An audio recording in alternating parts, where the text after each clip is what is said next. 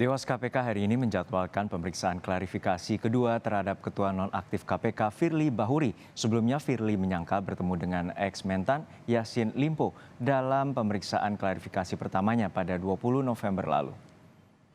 Firly Bahuri tiba di gedung Dewas KPK pukul 10 pagi. Pemeriksaan Firly hari ini merupakan lanjutan dari pemeriksaan pada November lalu terkait dugaan pemerasan terhadap mantan mentan Syahrul Yassin Limpo.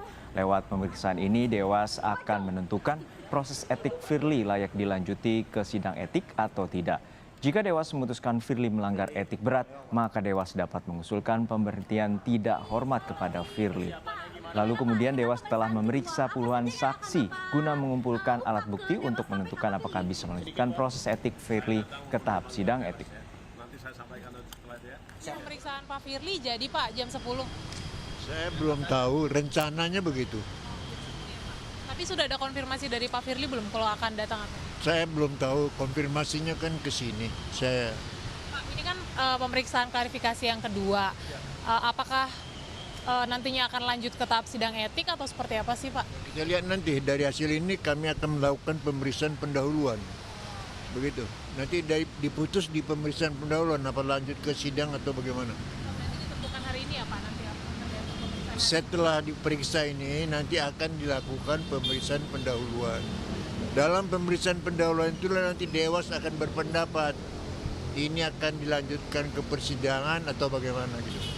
Berarti hari ini hanya Pak Firly saja atau ada pemeriksaan saksi internal KPK lainnya Pak? Setahu saya ada Pak Firly aja. Ada Pak Firly saja.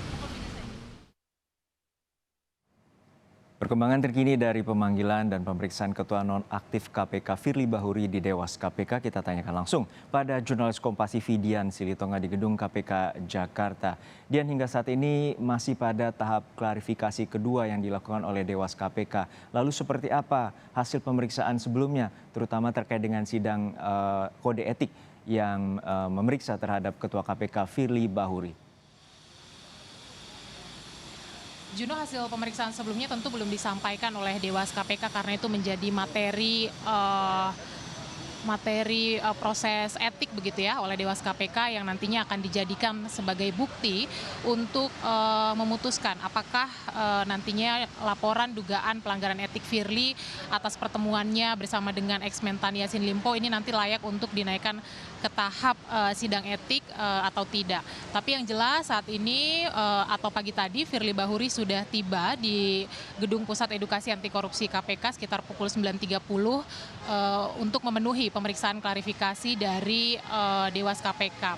Nah, tadi disampaikan oleh Ketua Dewas KPK Tumpak Hatorangan Panggabean bahwa selesai Firly diperiksa hari ini atau diperiksa dalam agenda pemeriksaan klarifikasi kedua, nantinya Dewas KPK akan langsung melanjutkan ke pemeriksaan pendahuluan. Nah, nanti dari agenda pemeriksaan pendahuluan ini, maka seluruh anggota Dewas KPK akan berembuk. Apakah nanti dari proses yang sudah dilakukan, baik itu pemeriksaan saksi-saksi maupun juga pemeriksaan klarifikasi terhadap Firly, ini bisa dinyatakan cukup alat bukti untuk kemudian nantinya bisa dinaikkan ke tahap sidang etik atau tidak. Kalau dinyatakan cukup alat bukti, tentu saja sidang etik akan langsung dilakukan dalam waktu dekat, setidaknya dalam pekan ini. Itu yang tadi saya tangkap dijanjikan oleh anggota Dewas KPK Syamsuddin Haris.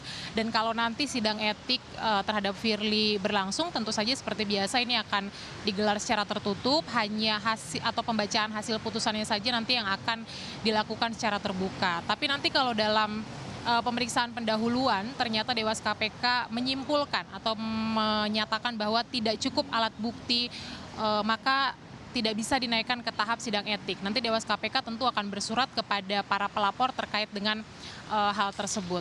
Nah, tentu kita akan cermati, Juno, mengingat memang Firly Bahuri adalah pimpinan KPK yang langganan sekali dilaporkan terkait dengan dugaan pelanggaran etik.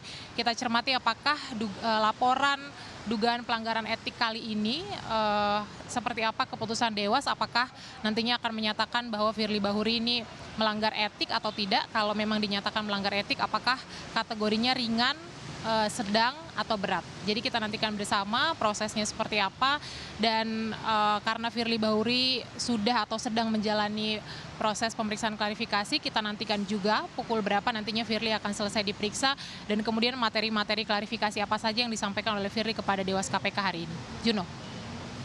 Ya, Dian, yang juga menjadi sorotan terkait dengan status tersangkanya Firly Bahuri di kepolisian atas dugaan pemerasan terhadap mantan mentan. Lalu apakah ini juga menjadi bagian pertimbangan dari Dewas KPK untuk melanjutkan sidang etik terhadap Firly? Ya, beberapa waktu lalu sempat disampaikan juga oleh Dewas KPK bahwa proses penetapan atau status penetapan Firly sebagai tersangka ini tentu menjadi rujukan untuk hasil proses etik Firly Bahuri. Jadi kita nantikan bersama nanti apakah memang Dewas KPK juga akan mengeluarkan putusan yang berkesinambungan dengan proses hukum yang saat ini sedang berjalan terhadap Firly Bahuri. Disampaikan oleh anggota Dewas KPK, nantinya kalau betul Firly Bahuri dinyatakan melanggar etik berat, maka sanksi tertinggi yang bisa diberikan kepada Firly Bahuri adalah rekomendasi untuk mengundurkan diri.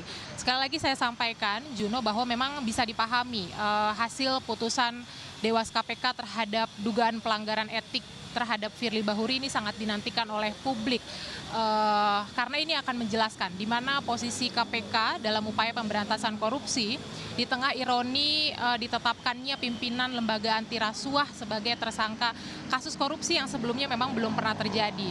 Dan saya ulang kembali bahwa Firly Bahuri adalah pimpinan KPK yang berulang kali atau langganan dilaporkan melanggar kode etik dan pedoman perilaku sebagai pimpinan KPK. Terakhir kita ingat Firly Bahuri sempat dilaporkan terkait dengan dugaan kebocoran dokumen hasil penyelidikan di Kementerian SDM, kemudian juga terkait dengan proses pencopotan Direktur Penyelidikan KPK Brigjen Endar Priantoro, di mana memang laporan-laporan tersebut lolos dari sanksi etik karena Dewas KPK menyatakan tidak cukup alat bukti untuk menaikkan ke tahap sidang etik. Jadi kita cermati terkait dengan laporan dugaan pelanggaran etik Firly dalam hal bertemu dengan pihak berperkara yakni ex-mentan Yassin Limpo, apalagi sudah ditetapkan sebagai tersangka, artinya aparat penegak hukum sudah memiliki cukup alat bukti untuk menetapkan Firly sebagai tersangka. Nah, apakah nantinya Dewas KPK juga akan menyatakan sudah memiliki cukup alat bukti untuk menaikkan proses etik Firly ini ke tahap sidang etik atau tidak? Dan tidak hanya sampai di situ, kita juga akan cermati nanti seperti apa hasil sidang etik dari Dewas KPK. Apakah akan menyatakan Firly Bahuri memang melanggar etik atau tidak, dan kategorinya apa jika memang dinyatakan melanggar? Apakah memang akan berani menyatakan bahwa Firly Bahuri ini melanggar etik berat? Karena ini berkaitan dengan pengembalian marwah KPK sebagai lembaga anti rasuah kita. Juno. Mengembalikan marwah KPK, dan juga kita nantikan bagaimana proses sidang etik yang saat ini tengah berjalan di Dewan Pengawas KPK terhadap Ketua Nonaktif KPK Firly Bahuri. Terima kasih Dian Silitonga dari Gedung KPK Jakarta.